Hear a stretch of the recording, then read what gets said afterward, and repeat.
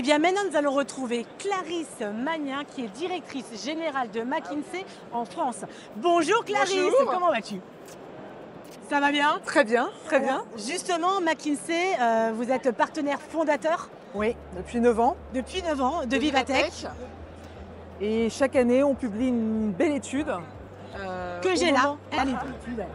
Qu'on publie au moment de Vivatech sur un sujet associé par définition à la technologie, à l'intelligence artificielle. Cette année, il y a un parti pris qui est justement de ne pas parler forcément d'impact économique, mais de capital humain. Exactement. Alors nous, on pense que pour 1 euro mis dans la tech, il faut mettre entre 1 et 10 euros dans l'humain. Donc c'est de la compétence, c'est de la formation, c'est de l'adoption, c'est de la conduite du changement. Et donc en fait, on redonne finalement ces lettres de noblesse au capital humain qui est indispensable pour accompagner l'adoption de la technologie et amener les gains de productivité, de compétitivité attendus par toutes les entreprises qui investissent dans ce domaine. Est-ce que tu peux justement nous dévoiler un petit peu les secteurs et les domaines d'activité? Toute la partie office work, commercial, customer care qui ressort comme les endroits où il y a le plus fort potentiel et où on a envie de dire la technologie est mûre pour l'adoption. Mais ce n'est que le début, ça fait que 9 mois vraiment que l'IA est expérimentée par les entreprises. Beaucoup de cas d'usage ont du mal à monter à l'échelle, mais ça ne veut pas dire qu'il ne faut pas essayer, ça veut dire qu'il faut être très focalisé et bien investir dans le capital humain. Et c'est notre rapport, il est vraiment là-dessus.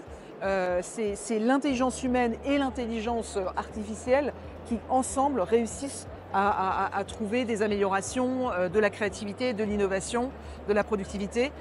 Et ça ne se fait pas l'un sans l'autre. Tout à fait. D'où l'importance aussi d'être au cœur de l'écosystème des startups ici à Vivatech. On est dans l'avenue de l'IA avec toutes les startups pour montrer qu'il ne faut pas insulter l'avenir et que les cas d'usage vont émerger au fur et à mesure. Tout à fait. Mais en tout cas, un énorme merci Clarisse. N'hésitez pas à télécharger l'étude.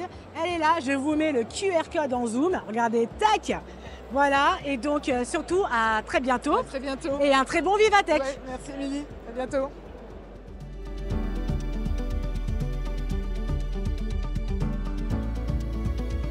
Et maintenant, on va partir dans le milieu plus industriel avec un groupe iconique français, c'est le groupe Bouygues. On parlera du B2B avec la construction, mais également du B2C avec les télécommunications. Simon, bonjour, comment vas-tu? Émilie. Super. Merci de m'accueillir sur ce magnifique stand Bouygues. Alors Simon Giraudy, tu es le patron de la stratégie et de l'innovation et du service client de Bouygues Télécom. Quelle est l'innovation majeure à retenir sur ce Vivatech? Il y a plein d'innovations et j'ai une super surprise pour toi. On y va? On y va. Émilie, je te présente Mathieu.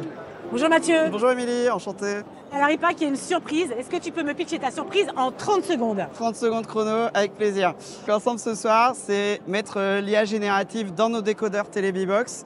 Pour terminer les soirées, on passe plus de 10 à 20 minutes à chercher son contenu chez les différents fournisseurs. Mais en fait, on échange en toute simplicité avec une IA, en langage naturel ou au clic, et elle propose directement les 3 contenus les plus susceptibles de plaire à toute la famille. D'accord, donc on est sur de l'hyper-personnalisation de contenu. Du sur-mesure et du temps réel, ouais. Eh bien, on a hâte. Merci Mathieu. Alors justement, on parle d'hyper-personnalisation sur les produits, mais en fait, l'IA et l'usage de la technologie n'est pas que sur la partie produit, mais aussi sur le service client. Bouygues Télécom est reconnu aussi pour la qualité de son service auprès des clients français. Est-ce que tu peux nous en dire plus? La volonté d'utiliser la technologie au service de l'humain. Donc l'humain, nos conseillers pour mieux servir nos clients.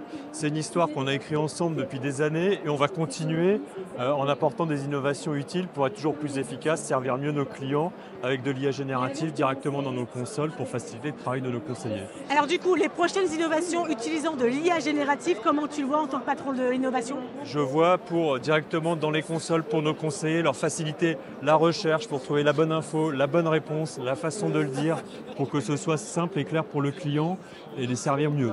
Et tout ça avec Salesforce? Évidemment, on a envie de continuer à écrire ensemble une nouvelle page de notre histoire commune. Merci Simon et merci surtout de m'avoir accueilli sur ce très beau stand. C'est un plaisir.